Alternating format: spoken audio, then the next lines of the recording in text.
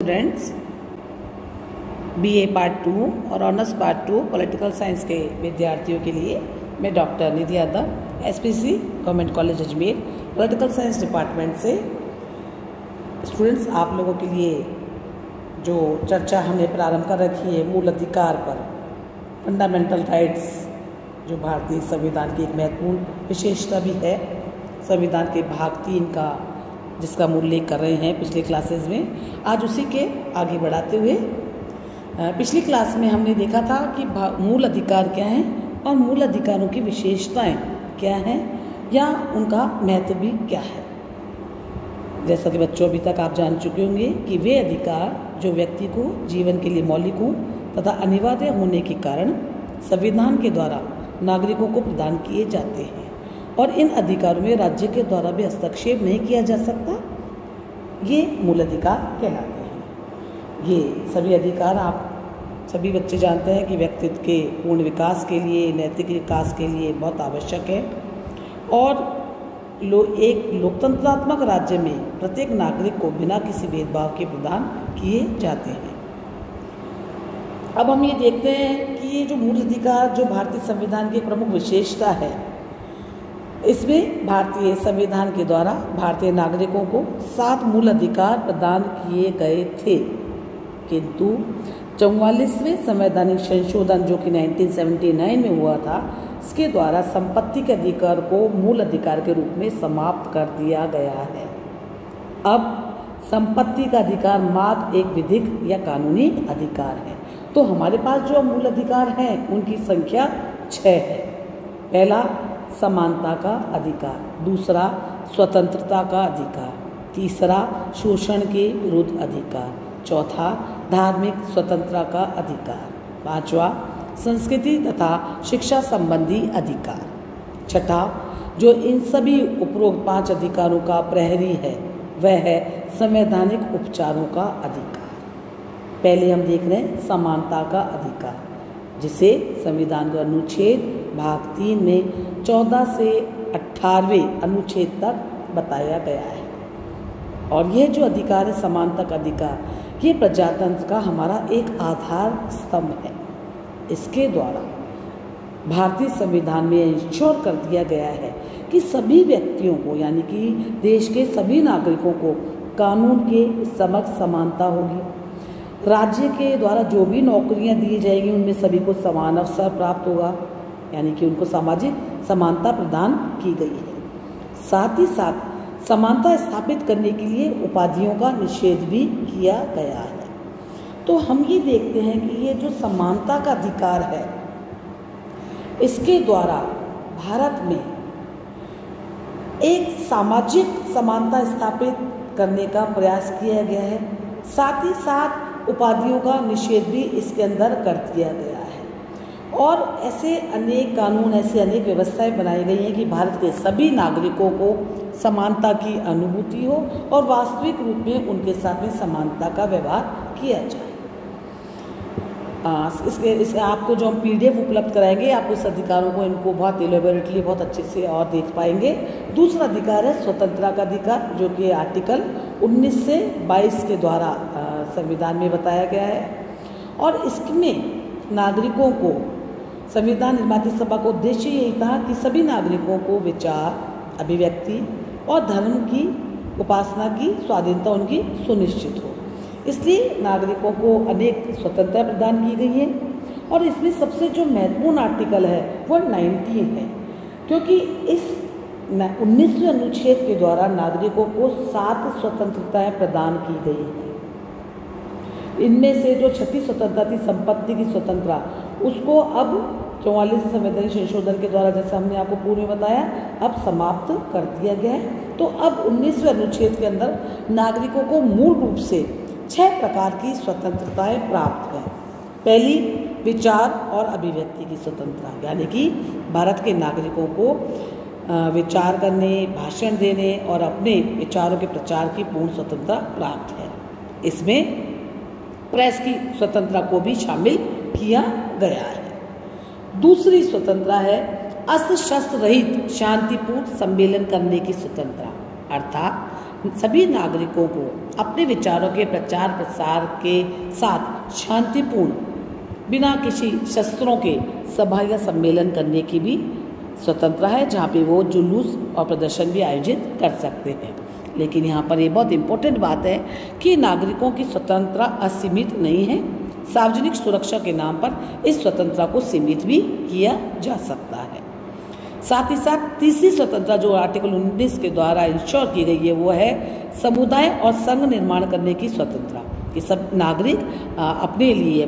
अपने जातीय आधार पर, किन्हीं भी धार्मिक आधारों पर, अपने भाषाई आधारों पर, किन्हीं भी आधारों पर अपने संघ और समुदाय बना सकते हैं। लेकिन साथ ही साथ यहाँ पे भी इम्पोर्टेंट है कि साधारण जनता के हितों को इस पे कोई उन पर आंच नहीं आनी चाहिए या देश की शांति और व्यवस्था को भंग करने के नाम पर भी यहाँ पे इस अधिकार को रेस्ट्रिक्टेड किया गया है। साथ ही साथ चौथी, भारत के सभी नागरिकों को किसी भी क्षेत्र में आबाद भ्रमण करने की स्वतंत्रता है और इसके द्वारा नागरिकों को अधिकार दिया गया है कि वे अपने संपूर्ण भारत के किसी भी क्षेत्रों में आराम से घूम फिर सकते हैं और उन पर कोई विशेष प्रतिबंध या स्थिति मात्र जन कल्याण या मात्र शांति व्यवस्था के लिए या अनुसूचित जनजातियों के संबंध में ही कुछ प्रबंध लगाए जा सकते। बाकी सभी नागरिकों को इस बारे में आबाद स्वतंत्रता प्रदान की गई है। साथ ही साथ सभी नागरिकों को किसी भी स्थान पर स्थायी रूप से अपना निवास बनाने की स्वतंत्रता है। इसके अंदर भी वही प्रावधान है जो ऊपर वाले कि अनुसूचित जनजाति क्षेत्रों, जनजातियों के हित में कुछ जगहों के अलावा बाकी सभी जगहों पे वो अपना निवास की स्वतंत्रता नागरिकों को प्राप्त है। छठा, सभी नागरिकों को अपनी आजीविका और कारोबार करने की स्वतंत्रता है,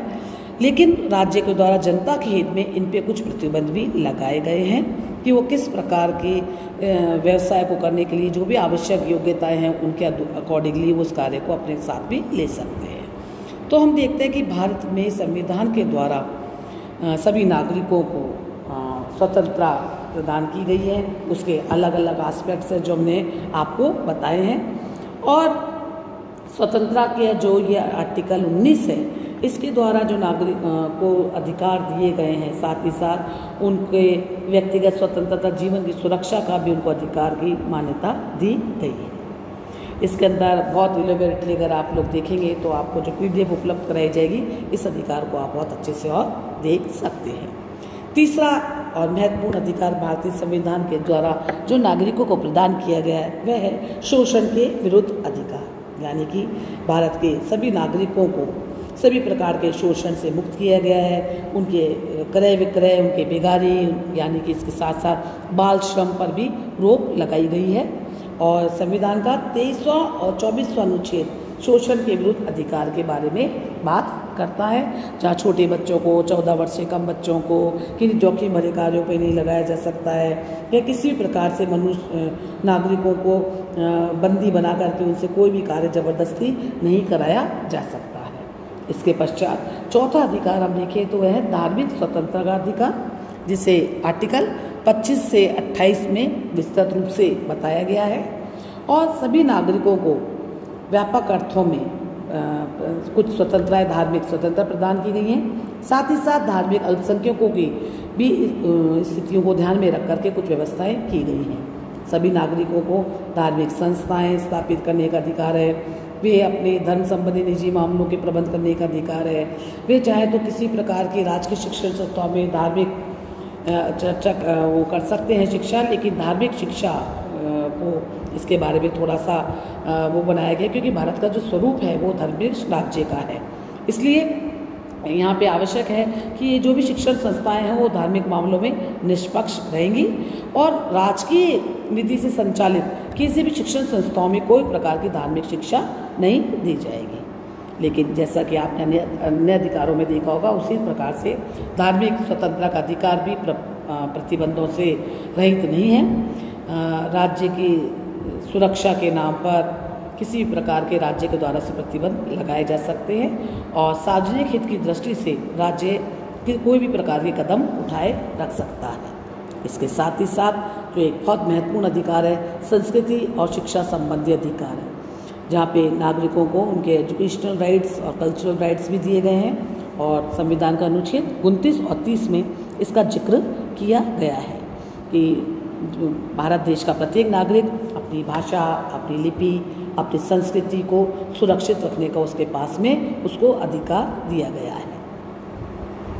यहाँ पे अल्पसंख्यकों को भी अपनी रुचि के अनुसार शैक्षणिक संस्थान स्थापित कर सकता का अधिकार होगा, लेकिन साथ ही साथ राज्य भी इस बात की निगरानी करेगा कि किसी भी प्रकार से कोई भी एफर्ट के द्वारा या कोई भी ऐसे कदम नहीं उठाए जाने चाहिए जिसके द्वारा राज्य की शांति, सुरक्षा या अखंडता को कोई नुकसान पहुँचे। और एक अंतिम और महत्वपूर्ण अधिकार राइट टू कॉन्स्टिट्यूशनल रेमेडीज़ है, यानी कि उपरोक्त जिन भी 5 अधिकारों का हमने उल्लेख किया है आर्टिकल 32 के द्वारा संवैधानिक उपचारों का अधिकार जिसे हम कहते हैं, ये सबसे महत्वपूर्ण है क्योंकि उपरोक्त अधिकार के क्रियान्वित करने की व्यवस्था इस 6ठे अधिकार के द्वारा बताई गई है। और इस अधिकार के बिना हमारे जितने भी मूल अधिकारों पर हमने चर्चा करी है वो बिल्कुल निरर्थक होंगे। इससे संविधान निर्माताओं ने नागरिकों को संवैधानिक उपचारों के अधिकार से भी नवाजा है और इसका तात्पर्य यही है कि नागरिक अधिकारों को लागू करने के लिए अगर नागरिकों को लगता है कि उनके अधिकारों का व्यवस्थापिका या कार्यपालिका के द्वारा अधिग्रहण किया जा रहा है या उस पर कोई आक्षेप लगाए जा रहे हैं तो ऐसे नागरिक सर्वोच्च न्यायालय और उच्च न्यायालय की शरण ले सकते हैं और न्यायालयों के द्वारा ऐसी स्थिति में इन कानूनों की समीक्षा की जाएगी और उन्हें लगेगा कि व्यवस्थापिका और कार्यपालिका के किन्हीं कानूनों से नागरिकों के अधिकारों का हनन हो रहा है तो वैसे कानूनों का वैध भी घोषित कर सकते हैं। इस संबंध में डॉक्टर अम्बेडकर ने एक बार कहा भी था कि यदि कोई मुझसे पूछे कि संविधान का कौन सा अनुच्छेद है जिसके बिना संविधान शून्य प्राय हो जाएगा, तो मैं ये कहूँगा कि संविधान का अनुच्छेद 32 को छोड़ के मैं किसी और अनुच्छेद की ओर संकेत नहीं कर सकता हूँ, क्योंकि यह अधिकार भारतीय संविधान का हृदय और आत्मा है। इसके द्वारा प्रजातांत्रिक भवन की आधारशिला मजबूत हुई है और सर्वोच्च न्यायालय और उच्च न्यायालय नागरिकों के मौलिक अधिकारों की रक्षा के लिए 5 प्रकार के लेख जारी कर सकते हैं। पहला, बंदी प्रत्यक्षीकरण लेख जिसे हम हेबियस कॉर्पस कहते हैं। दूसरा, परमादेश लेख। तीसरा, प्रतिषेध लेख। चौथा, उत्प्रेषण लेख। और 5वां, अधिकार पक्षाघात जिसे हम क्वा वारंटो कहते हैं। ये इन लेखों के माध्यम से नागरिक अपने मूल अधिकारों की रक्षा कर सकते हैं और न्यायालय की शरण लेकर के ऐसी स्थितियों में अपने अधिकारों को स्थापित करने की व्यवस्था कर सकते हैं। और एक लंबे संघर्ष के बाद एक नया अधिकार जिसे अगर हम कहें जिसे शिक्षा का अधिकार, तो संविधान के अनुच्छेद 86 अमेंडमेंट के द्वारा दिसंबर 2002 में प्रारंभिक शिक्षा को मूल अधिकार के रूप में संविधान में शामिल कर लिया गया है। और अब अनुच्छेद 21 के बाद एक और नया अनुच्छेद 21A के रूप में इस शिक्षा के अधिकार को जोड़ दिया गया है, जिसके अनुसार राज्य 6 वर्ष की उम्र के बच्चों से लेकर 14 वर्ष तक के सभी बच्चों को अनिवार्य और निःशुल्क शिक्षा देने के लिए बाध्य होगा और इस कानून को परिणत करने के लिए कानून बना करके व्यवस्था भी की जाएगी। तो अब हम ये देखते हैं कि शिक्षा को मूल अधिकार की में स्वतंत्रता के अधिकार जो अपने उसमें 21 के साथ एक नया आर्टिकल 21A में जोड़ करके इसको स्वीकार कर लिया गया है, जिसे शिक्षा का मूल अधिकार के नाम से भी जाना जा सकता है। इसके साथ ही साथ हम और भी देख सकते हैं सूचना का अधिकार अधिनियम जो 2005 में बनाया गया, जिसके द्वारा सभी नागरिकों को यह अधिकार है कि वे शासन से संबंधित सभी सूचनाएं प्राप्त कर सकते हैं और आम नागरिक केंद्र सरकार, राज्य सरकार, पंचायती संस्थाओं या कोई भी सरकारी अनुदान करने वाली संस्थाओं से भी सूचना प्राप्त करने के अधिकारी होंगे। और 12 अक्टूबर 2005 से इस सूचना के अधिकार अधिनियम भी लागू कर दिया गया है। तो हम ये देखते हैं कि भारत के नागरिकों को ये जो मूल अधिकार संविधान के द्वारा मूल संविधान प्रपत्र में दिए गए थे, उसके पश्चात शिक्षा के अधिकार और सूचना के अधिकार के द्वारा भारत के नागरिकों के मूल अधिकारों की स्थिति को और अच्छा बनाया गया है और गहरा किया गया है, या हम कहते हैं कि और वजन में बनाया गया है। आगे की क्लास में इसी टॉपिक पे हम अंत में मूल अधिकारों का मूल्यांकन करेंगे और ये जानने का प्रयास करेंगे कि वास्तव में इन अधिकारों के परिचालन में कहाँ तक भारतीय लोकतंत्र सफल रहा है। धन्यवाद बच्चों।